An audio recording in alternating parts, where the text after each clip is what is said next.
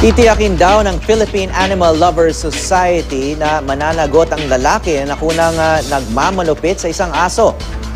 Sa videong ito na kinunan sa Cotabato, paulit-ulit na ibinalibag ng lalaki sa pader ang aso habang nakatali.